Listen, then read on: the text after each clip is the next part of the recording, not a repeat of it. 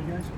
Joe, the one I wanted to ask you about is the work that you've done with Ian Hicks, and that started early, as I recall, in January. Can you talk about that and see the development that you've seen from him? Yes, sir. It's been a work in progress, mainly starting from just the leadership. You know, as a catcher, first thing we want to do is command strikes in the strike zone from pitchers. We want to control the running game. You know, obviously that's been a work in progress. Liam actually is league average right now in his top time, but we think there's still a lot of meat on the bone there. So we're working on that daily, and he's done a nice job blocking the ball. But body language, little nuances that come up in the game speed, and you know, he's done an incredible job figuring that out at the major league level right now. So he's handling his own, but there's still a lot of work that, you know, we think there is to be done, and a lot of little nuances that go into that we're working on. When did you start working with him? He showed up, I think, January 6th. Him and Fortes and Ramirez also came. So, I mean, three of them, fantastic humans, and they've been working their tail off ever since.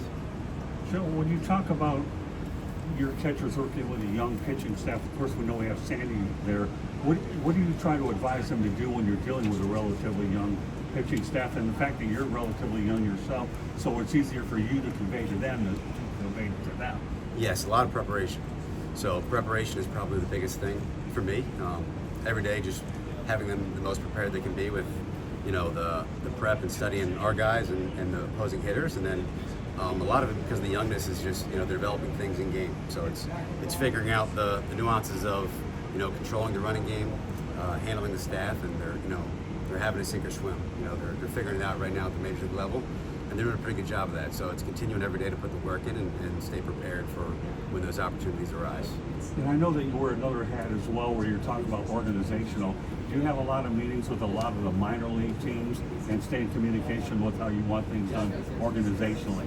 Yes, organizationally with the catching, I'm right behind Max Garrett.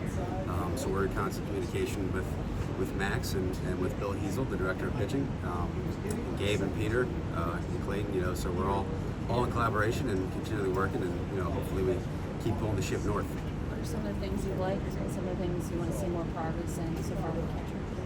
I think Liam has done a fantastic job of blocking the ball. And, you know, his catching movement as far as keeping balls in the strike zone is slightly above average compared to the league. We all know the strike zone's a little shrunk, so a main thing there is just trying to keep strikes. That's going to help us win games. And then the running game, you know, he's about league average right now in throwing, but we think there's a lot of meat left on the bone, and there's more to that equation there. But, you know, I think he's holding his own very nicely, but, you know, we're going to continue every day, use this as time to develop, you know, as the same with the other two. You know, there's a lot of meat left on the bone, but these guys are going to continue every day to show up and strike the stone. What, you mentioned some of like the metrics and whatnot. What can the catchers do, I guess, that can't be quantified, you know, or measured that to help out? So the little nuances of, like, you know, being able to command your pitcher, him being able to have trust in you and what you call, you know, your body posture and your positioning, and the whole team's looking at you, you know, so you can really sway a game by how you act or how you react to certain things that come up. And, you know, I think these guys are pretty much learning on the fly, and we're trying to handle that as much as we can. The relationship with the umpires, you know, not showing them up, and just being a true leader for the clubhouse and for the team. And that's, you know, that's probably my biggest thing that's not measurable, is, you know, who you are as a human, and can you actually, you know, grab the bull by the horns and really pull this team north. And I think that's going to be something that's crucial for this team moving forward. So one thing that we learned pretty recently is that in the minors, the coaching staff is basically calling on the pitches for use, and how much you balance, or you guys are balancing that here in this level.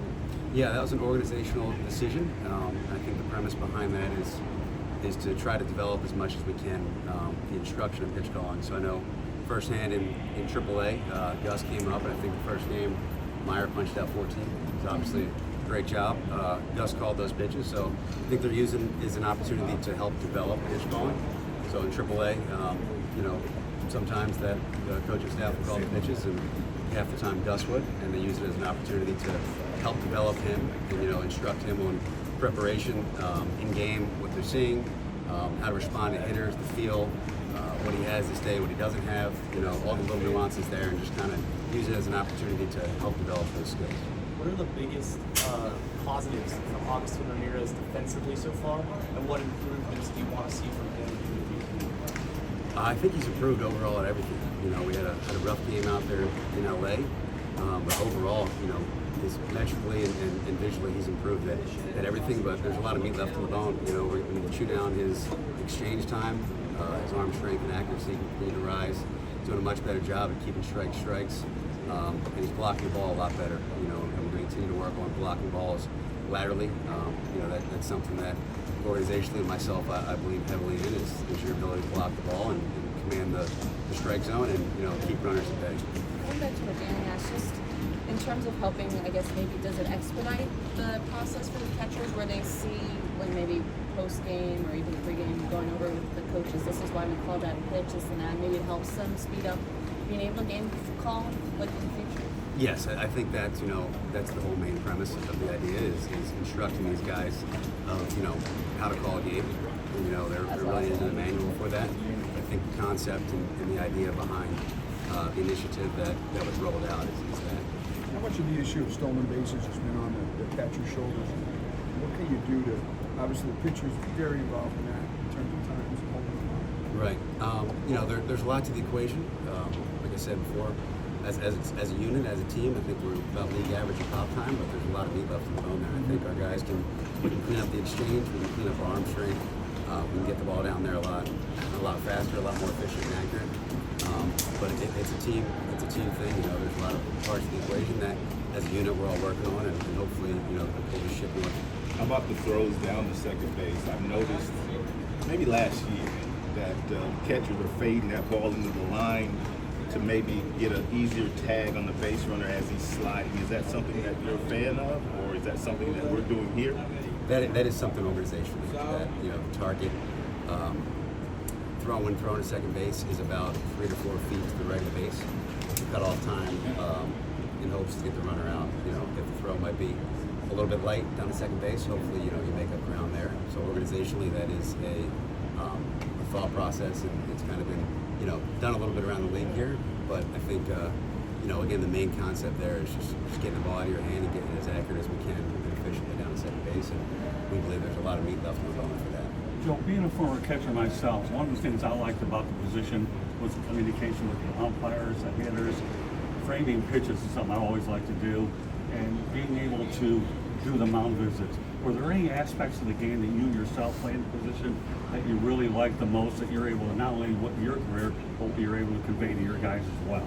Yes, all of that. I think it isn't valued enough. The little nuances of the game, the relationship with the pitchers, your relationship with the umpires, with your teammates, how you carry yourself, little things from when to take a mound visit, who to hit, who to hug out there, little things out there that can't be measured that we take a lot of pride in, and those are things that I really enjoy. I know you're mentioning you also go through the minor leagues. Just what have been your thoughts on Joe Max so far this season?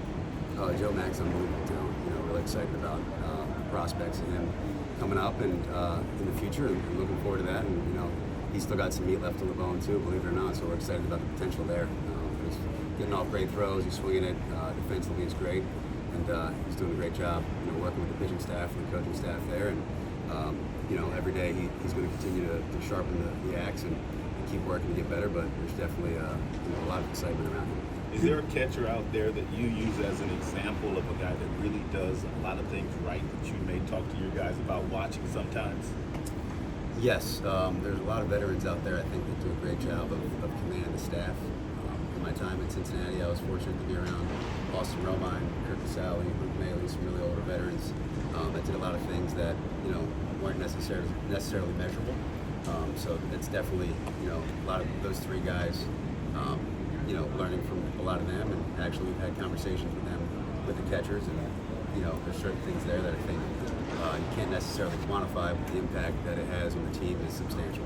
Do catchers' interferences bother you a whole lot, or is it just something that your guys are just aggressive doing? It's just part of what you have to do. You never want them.